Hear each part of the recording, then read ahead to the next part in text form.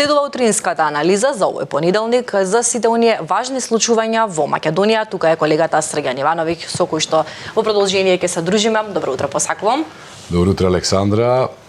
Благодарам за оваа можност, нели, да поразговараме на тоа што е најактуелно на домашната политичка сцена. Понеделнички некако ми се наметнува прашањето како помина викендот, може ли да се направи некоја ретроспектива и што е она важно што можеме да го најавиме за денешниот ден? Па, викендов ништо битно не се случи, освено на случувањето во зоолошката градина, но тоа би го оставил за скопската рубрика, нели, која што спремно напиша се што се случуваше таму, беа убиени, нели, сите оние пернати животни што летаат. Јас не сум доволно повикан да зборувам на таа тема, па ја само ќе го спомнам тоа.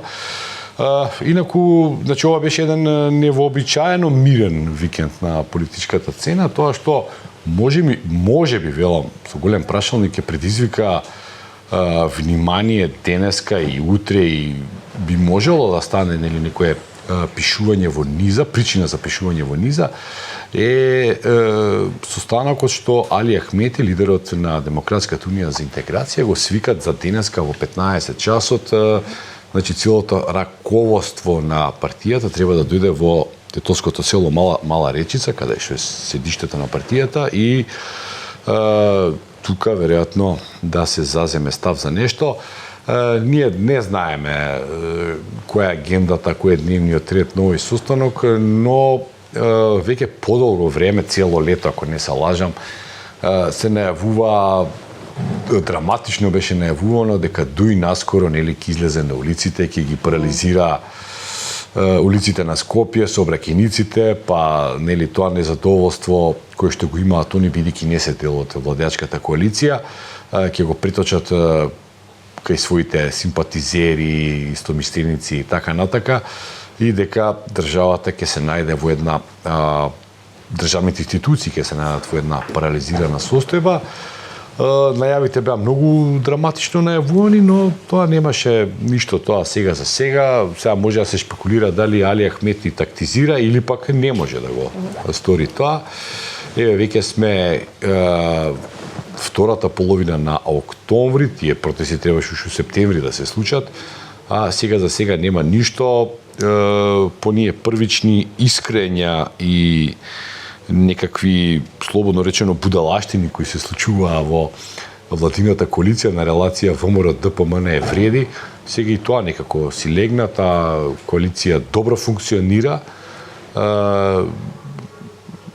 Едноставно, луѓето од двете партии, односно од партијата ВМРО-ДПМН и од коалицијата вреди, како да се истомисленици, како да по сите прашања да имаат исто или слично мислење, така да нема тука некој проблем. И тоа е вака, нели, и на среден, и на краток, и на долг рок голем проблем за ДУИ, партија која, нели, повеќе од 20 години беше дел од некаква власт во Македонија, која за пристојните локални избори едноставно нема што да им понуди на голем дел од своите приврзаници, нели, кои се навикнати да бидат дел од власта. Сега тоа веројатно предизвикува проблем и јас Некако слична судбина и со СДСМ, можеби? Не е слична, СДСМ е многу полоша ситуација, да. Па СДСМ е, например, тие уште немаат раководство, тие за 5 декември најавуваат некаков избор на оние.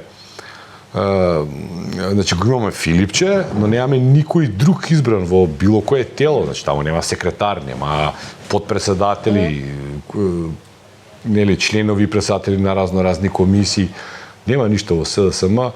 Ние само можеме да, дури не можеме ни да шпекулираме кои од минатите ќе останат, а кои нови ќе дојдат, бидејќи новите ние никогаш не сме ги сретнале. Значи, проблемот на СДСМ е што во 2006 година, кога лидер се врати таму Бранко Црвенковски, ниту еден од оние што беа министри во последниот состав на Ковачевски, тие не беа во првите 5 ешелона од власт, значи ги немаше во партијата, значи ги немаше на листите, ги немаше во предложените кандидати, меѓу носители, меѓу оние кои што истапува во јавните медиуми, говори и така натака. Значи, шестиот ешалон на СДСМ е во заминување, значи гледаме хронолошки од тогаш, е во заминување, а сега треба да дојдат некои луѓе кои што ние апсолутно не ги познаваме. Тоа нема да биде нужно лошо, ако се работи за квалитетни луѓе кои се неизвалкани со своето работење во партијата и во некоја од владите, но мислам дека СДСМ тешко ќе може со отсуство на квалитетни кадри да се врати, што не е случајот со ДУИ. ДУИ имаат, значи, јадрото на партијата е оставено, таму нема ни изборот, некакви промени дека има некоја иницијатива да се смеди раководството, па партијата, нели, со некое ново раководство да проба, нели, на изборите да отиде. Не, таму е проблемот од поинаква природа, а кај СДСМ мислам дека тие потполно неподготвени ќе ги дочекаат локалните избори, ќе остварат дури полош резултат од оној што го остварија на минатите, кои има само 4 градоначалнички места освоени. Освен ако не се случи некое чудо. Чудата се возможни, нормално, да, може да се случи чудо, може, не знам, ВМРО ДПМН многу да потфрли или нешто друго неочекувано да се случи, па не знам, тие да победат на место каде што тешко е да се очекува, но видите, општините, освен 4 општини, сите општини добиваат пари од буџетот за финансирање на проекти во пресрет на изборите, за очекување, нели, да ги видиме горе-долу истите градоначалници на секаде. Кога нешто се прави, кога нешто се поправа, вообичаено граѓаните... Да, веќе се забележува тоа во многу општини. Имаме кратко време, а не сакам да го изоставиме моментот што премиерот Христијан Мицковски од вчера тргна со воз, тоа да го нагласиме некако низ медиумите како да беше многу важно со што оди, тргна со воз и е пристигнат во Салцбург. Мислам дека гледачите очекуваат одредено видување од твоја страна, што ќе се случува таму.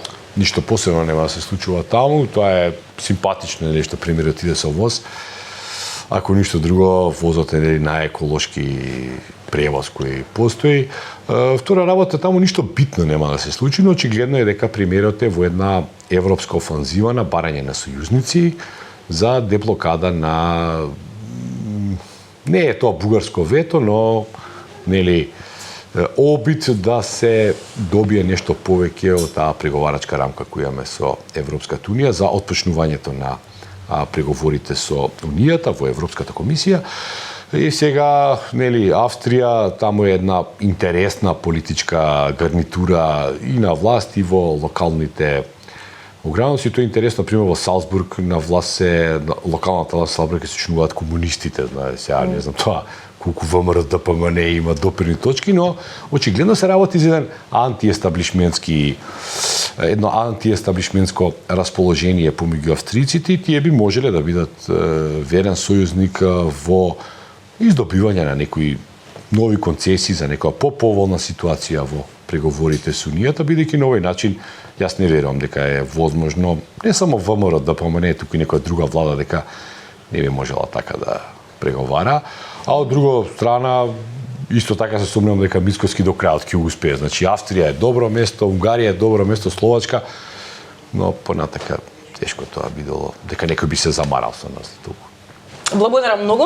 Беше задоволство да се дискутира и ова утро со мојот драг колега Срѓан Ивановиќ. Тоа беше првата утринска анализа која што ја слушате и гледате во однос на тоа што е најново и актуелно во Македонија, а она што следи е најактуелните случувања во светот. Го пречекуваме Андоновиќ на оваа тема.